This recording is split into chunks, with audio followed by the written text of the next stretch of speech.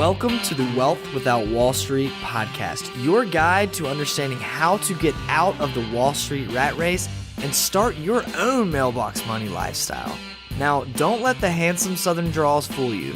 These financial minds are teaching our country to enhance savings, increase cash flow, and create passive income, all without the help of Wall Street. Are you ready to break through? Here are your hosts, Russ Morgan, Joey Murray, and Will DeShazo. Hey guys, this is Will here with Joey Murray, Russ Morgan, and a special guest. Guys, how are y'all doing today? Doing great. Russ, can you introduce a little bit about what this book is that I'm looking at and this author and this well-dressed man sitting here at our table today? Yeah, I'm excited. You know, this is the first guest, Jim. You're going to be the first guest. We're here with Jim Small. He is the author of The Perpetual Passive Income Machine. He is the founder and CEO, if I'm saying that right, of Sante Realty Investments out of Phoenix, Arizona. So, Jim, thank you for joining us. Yeah, excited to be here. Thank you. I'm excited to be part of the podcast as well. So, Joey, what are you digging into over there? I'm just looking at this book. I actually read it originally a couple months ago. And as you know, we got to visit Jim out in Phoenix a couple months ago and really just were taken by this opportunity that his company provides for investors. So I wanted to ask Jim if he can kind of just give us a quick overview for those listening. What is Sante all about, and what do you provide as an opportunity? Sure. So we are essentially an investment that people can make if they want cash flowing real estate. So essentially you're getting cash flow. Just imagine all those tenants paying rent. We pass that right through to our investors immediately after we acquire a property. And then we work really hard to raise those rents, providing more value for our tenants, which provides more cash flow to our investors. So it's a nice hands-off, passive, double-digit return to our investors, and they get paid every month. So it's kind of nice for people that want income, plus the value of the property goes up and up as we do what we do. Yeah. Well, and just so you're listening to this and like how did we meet Jim and why would we bring him onto our podcast? I think that goes back to, you know, we've been talking that our message and the stuff we're sharing with you is not original content. It's something that we have learned and it's continuing to evolve. Going back to my background as a certified financial planner, which I hate saying that, but I only say that for the instance of the fact that is the mindset that I came from. And I can feel like I can speak to why that mindset is broken because I saw it and how it officially broke in 2009. And last year, Jim, is where I got to meet you. And I actually went out to a summit of advisors that was focused on alternative strategies and thinking. And I was sitting there at this beautiful resort. Jim was just commenting how beautiful Birmingham is right now, which is like rare because we don't get a whole lot of that. The weather it's beautiful if you're not deadly allergic to pollen. Yeah. No, and heat and humidity. But right now it's awesome in April with the cool 85 degrees. But Jim and I were in this just beautiful resort area, Deer Valley, Utah, July. I'm talking, you know, it's like Sound of Music stuff that you're dealing with. So there. Austria, was this in Austria? Yeah. It really was awesome. But I was out there to basically hear the message of passive income and I got to hear Jim get up and share his concept of what they're doing in multifamily and how they're partnering with investors, just like you and me. It was really inspiring. I'm telling you, I sat back with like 3 other colleagues that I went out there with, and we were kind of evaluating the group of people that talked that day. And every one of us to a man kept coming back and saying, what Jim was talking about is awesome. And I took this book that you wrote, Jim, The Perpetual Passive Income Machine, and I read it on the flight back home. And I've shared that with many of the people that are listening to this. So to have you actually here in Birmingham, I'm really stoked that we're not only getting to share you the group that's listening, but also we have a big group that's going to be here today. So you have a background in real estate. Kind of give us some, you know, a little bit into that and kind of how you got into doing what you're doing now. Sure. So before we were able to actually purchase real estate, I had written a business plan in my MBA program. I wanted to invest in real estate. And my professor looked at me and shook his head and said, you know, Jim, you can't do this. And I said, well, why can't I invest in real estate? And he said, well, you have no money, you have no credit, and you have no wealthy family. And I said, that's true. Those are factors. And so actually he said, why don't you start with managing property? Well, people will pay you to manage their property. And so I begrudgingly started that way. And we ended up actually growing a property management business into 4 states and 2 countries. So we managed 10,000 residential units, which at that time was a value about $2.5 billion of other people's assets. I managed those and learned a lot of lessons of how to help preserve property and increase the value of property and increase sense of community for those neighborhoods and complexes, apartment complexes we were managing. And so I always wanted to be in real estate, just never had the ability, the money, the resources. And eventually someone came along and asked to buy our property management company. And so it gave us a few bucks to start buying apartments. And then some friends and family started asking if they could invest with us. And so we've just structured our deals to make sense for family. And that's just now expanded to their friends and referrals. And now your guys' clients are in some of our investments. And we just do for everybody else we do for our family when we started, which is we want regular cash flow and we want to build wealth over time. And we do it with real property. So we know where our money is all the time. And by the way, we've been in his office. Joey and I were there a couple months back. And you really can see the property because he has a camera at all of the different projects, apartment buildings that they have to actually be able to check on the front office, how many people's coming in the office, but also a camera for you because I know you're kind of a neat freak. He has a camera on the garbage cans. Absolutely. Oh, you would hate to have a camera on our garbage cans. No, I love it because here's the deal is someone will call, a resident will call and say, someone dropped off a couch that doesn't live in our community, or they dropped off a mattress. And I'm like, well, when did they do that this morning? Oh, no, like 2 weeks ago. And we're like, what are you talking about? Like, we need to get rid of this immediately. And so now we really do install cameras on every property we buy to keep a view on the property. And of course, we have property managers and we have regional managers, but we're not at corporate. We're not at all the properties all the time. So this is an extra way to kind of keep an eye on it. Well, and I tell you what, that's what I love. Below the title of your book is a small tagline, a proven 4-step process for putting an extra paycheck in your pocket every 30 days. Nowhere in that says, do you have to, as an investor, go pick up this couch from Right, no, this is not an active income idea, right? No, it's very all passive. Very passive. And to your point, we want to make sure that those rents are strong enough when we buy a property that literally every 30 days, we used to send checks. Now we just do a bank transfer. So it's just like getting a direct deposit in your bank account every month. And so we just make sure when we buy the property, we underwrite it thoroughly. So our investors know that within a month or two, when we buy a property, every month thereafter, they're going to get a deposit in their bank account and they'll get a notice via email that says, yeah, a deposit was made today. It is kind of like just having a second job without getting out of bed. Oh, so you guys have even taken the work out of going to the mailbox for mailbox money. Email box money. We should maybe change it to email box money. Nice. Yeah. Well, that's beautiful. Well, I know as people, we were constantly talking to people about how to build wealth outside of Wall Street. And this is the ideal place. This is the one place when people talk about passive income, real estate's what comes to mind. I mean, they've read the Robert Kiyosaki's of the world. They've gotten deep into, okay, I'm going to go buy 50 rental properties. I'm going to be the slumlord. I'm going to be doing this. And then they get one, it goes badly, and they stop. Yeah, and, that's right. But multifamily is completely different to that. Like, speak to that and what you guys have experienced has been in that multifamily space and why it's so unique. Yeah, I mean, I started, my wife and I, we bought our first house, and then we made that a rental, and we bought another house and made that a rental. And I always give people great accolades for investing in real estate. And if you can do that yourself and you can manage the tenants and toilets and roofs, please do it. It's a great way to build wealth. If you study, entrepreneurs like I've done and people over history, how they've created wealth and kept wealth, it's through real estate. Even people that make all this .com billions, guess where it goes? Into real estate. And so if you can really start that for your own family and for your own self, it's a great place to be. But you're right in that when you've got, 100 apartments in one place, you can have one maintenance person that handles any clogged toilet or any backed up garbage disposal. And of course, they work for us. Our investors don't have to deal with that.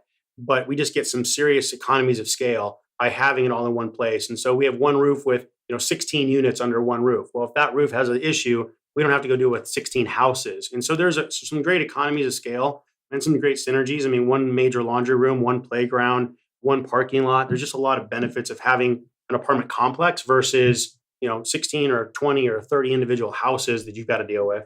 Well, let me ask you this in addition to that, Jim. As you know, my company, Blueprint Financial Partners, really focuses in with real estate professionals and specializes with those folks. And they always talk about rentals as residential rentals because it almost seems like commercial or apartments are out of reach. Sure. Like sure. financially, the barrier of entry to get into that space is just too big Right. to overcome. So speak to how, through Sante and through your model, how you make that a little bit more tangible, a little bit more possible. Yeah, we were fortunate when we sold our property management company that we could actually go buy properties directly. But even having literally a 7-figure sale, we only bought 2 properties before we ran out of enough cash to go buy the third property. It's just very capital intensive to buy apartment complexes, to your point. So what we've done is we've just basically carved it up so we can have bite-sized pieces for investors to come in with us. So, a typical deal may be for us, if we're buying a $4 million apartment complex, we'll get the loan, the debt as a $3 million loan, let's say, and that $1 million left over to buy that $4 million property, we'll carve that up into 10 pieces for investors. So an investor can come in at $100,000 out of their, account, whether it's a retirement account or their brokerage account or investment account. And so for $100,000, they can be part of a $4 million asset. And again, we just started this because we did it for our family and our friends. And that's how we continue to do it today. So as that scales up to be a little bit larger property, a little smaller property, we always just have a small chunk that we can get investors in and have them taste that monthly cash flow and, that upside premium as we add value to the property over the years to come. I just think that is so, so great because, again, most people would never think they could get to be a part of something that large. So they would start with those residentials and then, like as you said, Russ, many times burn out or not ever get to that point. Yeah, I mean, personally, I can give you those horror stories. I wanted to be a real estate investor, so I bought a condo. I bought it in my home college town, and it was like, this is great. Yeah, I'm going to be an investor. Like I didn't even know what that meant when I bought this thing. Years and years ago, and of course, I bought it at absolutely the wrong time. And this was, I heard you and Joey talking about this before we came on. I bought a condo that had been converted from an apartment complex, and about 6 months later, the university added 5,000 units on campus and made it mandatory for freshmen to stay in those things. So obviously, what do you think that did to the rent of the space I was in? Going down. Going down, right? I mean, that was a real downer. And when you're looking, I heard you talking about this. When you're looking for areas, just kind of give some background on demographics, trends that you're looking for as to what would be a good investment from a multifamily unit space. Like, what are you looking for? I think there's different spaces you can invest in, depends on your approach, philosophy, horizon for holding the asset, what your financing is. There's multiple factors that go into that. But for us, what we're looking for is really to buy and hold the asset for cash flow for decades. And so in order to do that, we have to match up the demographics and the area we're buying in with, again, the financing and those things. So for us, we really like in real estate, as you guys may know, there's Class A, brand new, nice, shiny buildings, typically lower returns. And then you go to Class B, a little bit older, but kind of working class folks live there. Class C is maybe a bad area or really older property. And D is those slums that you were talking about earlier.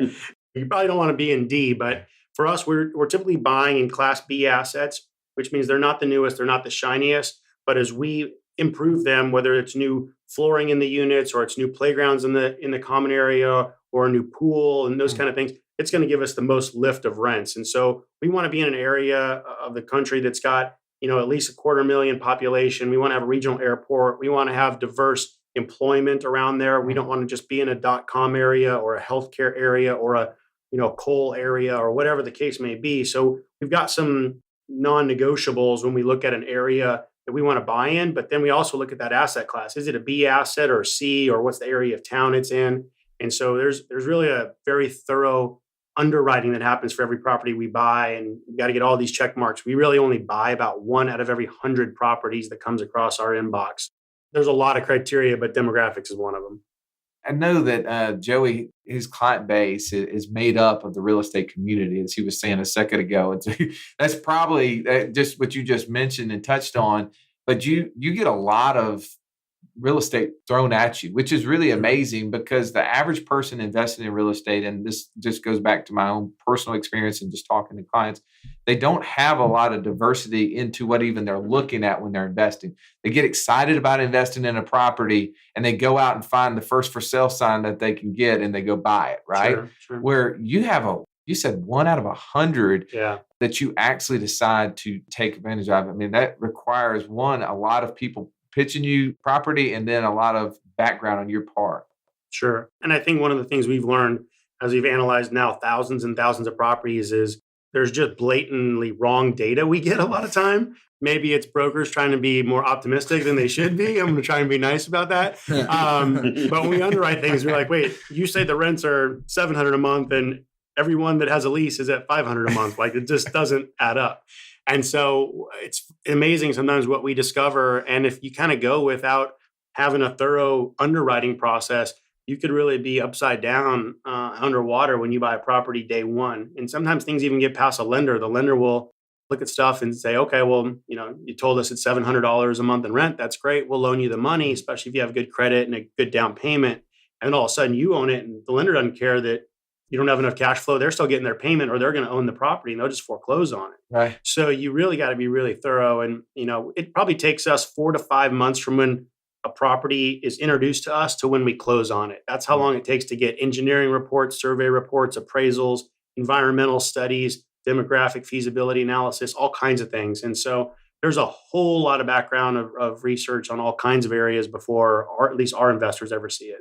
That's awesome. Well, I know one thing too, the four of us are still counting the amount of money that we just wrote to our loving Uncle Sam, right? Yep. And this is an area that is important because we always talk about the mindset of Wall Street, and we have to think outside of it. We have to find ways that were not created by the government entities in other areas, because most of the things people put money in, as you know, Jim, are tax qualified plans. They're plans to defer taxes to the future, or they buy things that produce income, but unfortunately 100% of that is subject to ordinary income tax. Sure. Everybody knows to a degree the benefits of investing in real estate, but speak to that because I know your investors, the dollars they're getting, because we're going to get into that, the specific 1030 plan that you have, but specifically, like, what are some of those benefits real estate investors really are enjoying?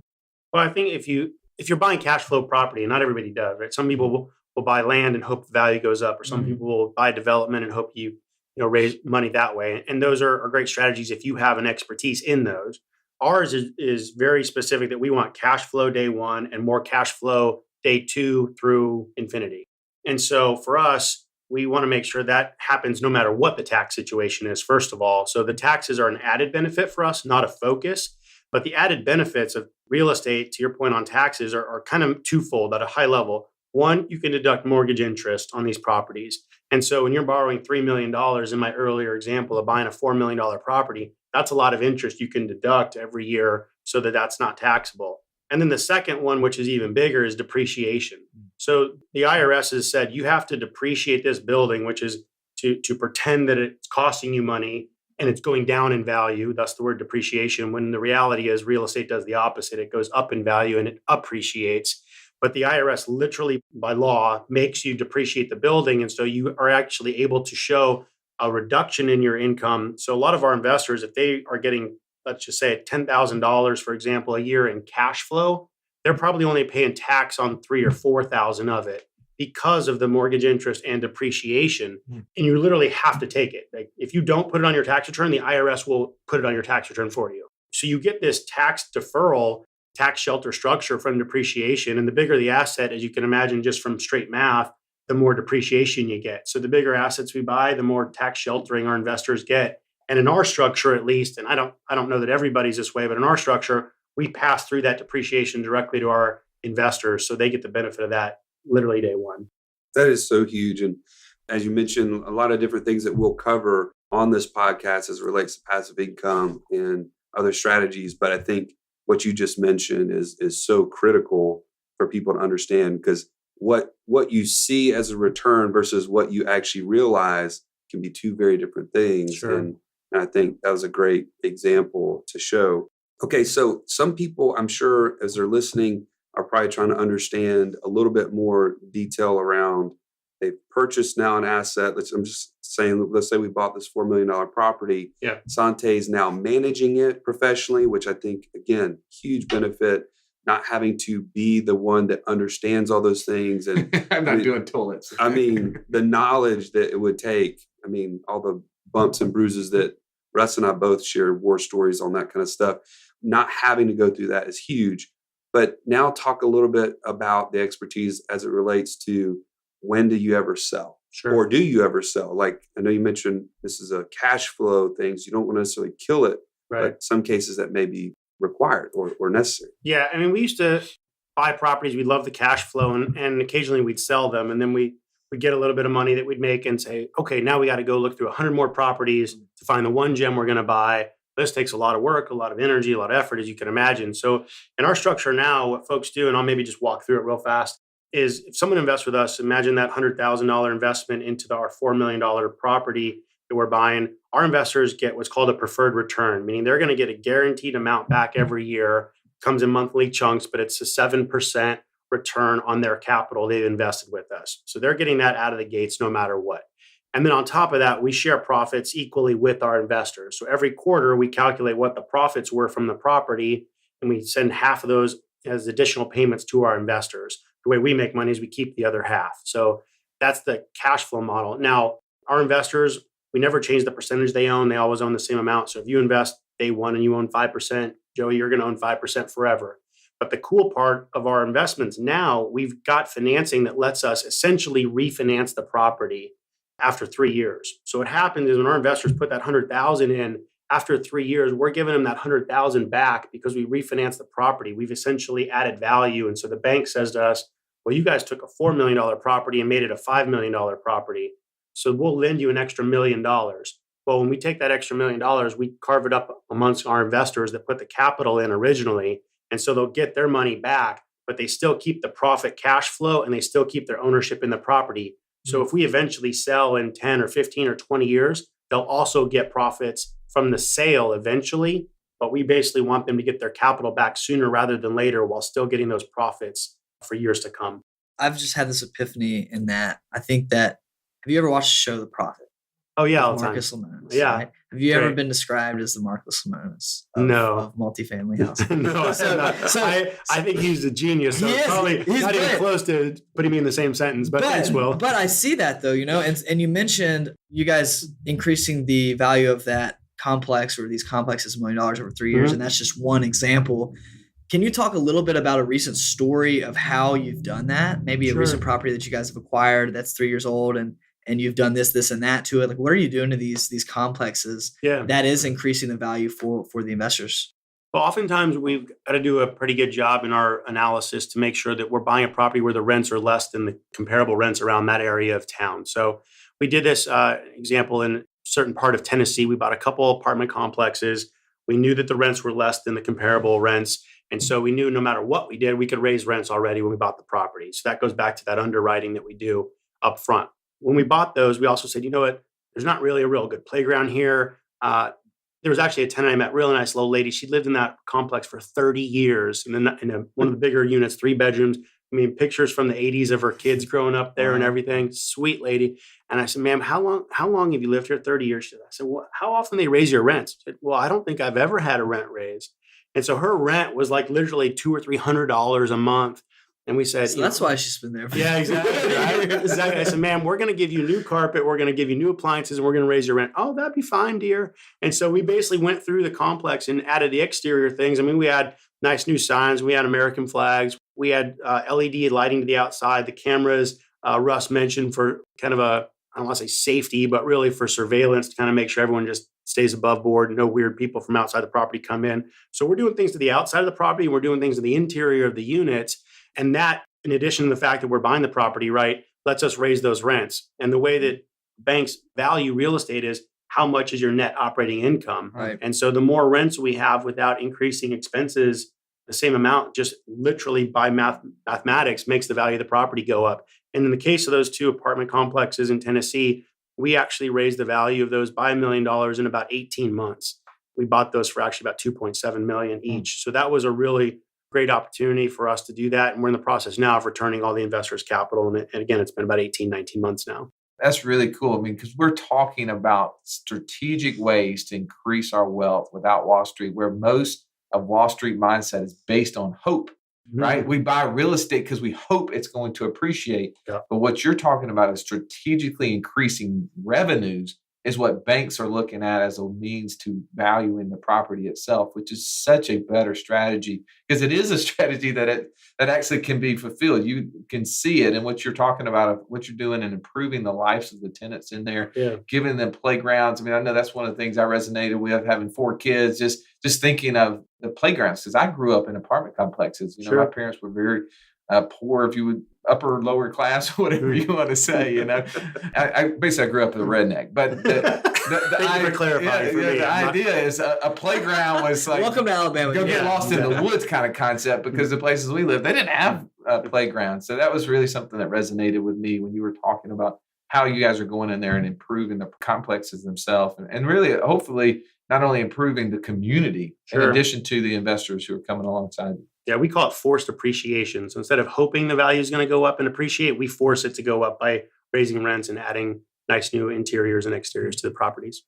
A couple of little things I've just picked up on. I know we got to wrap up here in just a second, but number one, again, my world is really centered around residential real estate. And there is a lot of risk in not knowing what the other homes around you are going to sell for.